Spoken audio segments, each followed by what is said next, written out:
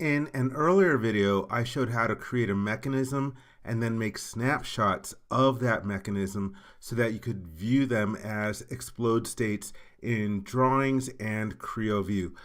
I failed to mention how to edit your recipe file in order to make those explode states, or excuse me, the snapshots export as explode states for Creo View, and that's what I'll show you. So for example, here I have the mechanism, I have a couple snapshots, and when I go over to Creo View, you'll notice that preset explode is grayed out. You can't access the explode state. So let me get out of here, and I'm going to exit out of Creo Parametric and show you how to edit what's called the recipe file. You want to navigate to your Creo Parametric load point. In my case, I'm in C Program Files PTC. I'm using Creo 4.0. It's the MO80 build code. And within there, you're going to go to Common Files, Text, and Prod View.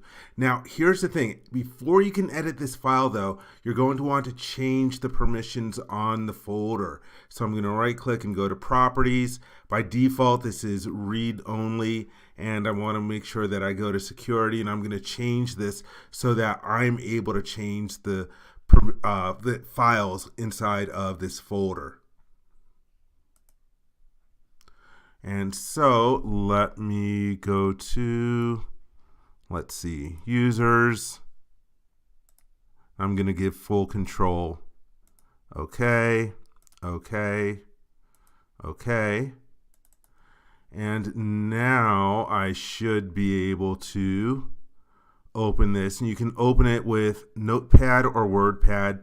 And the important change that you want to make is the line that says adapter/output author state, and change that 0 to a 1.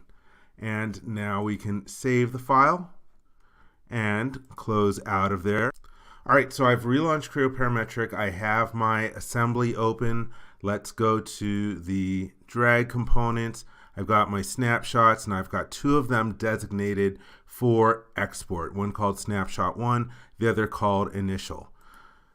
I will click File and then Save As, save a copy, and let's save right to the desktop. I'm going to save a PVZ file for Creo View, and it's going to be called Backhoe Mech. And open up that PVZ file, Backhoe Mech. And now you'll notice that I have from preset explode the default explode state plus snapshot 1 and initial that I had designated for export. So again, you had to make a change to that file in order to be able to access preset explode states for an exported assembly.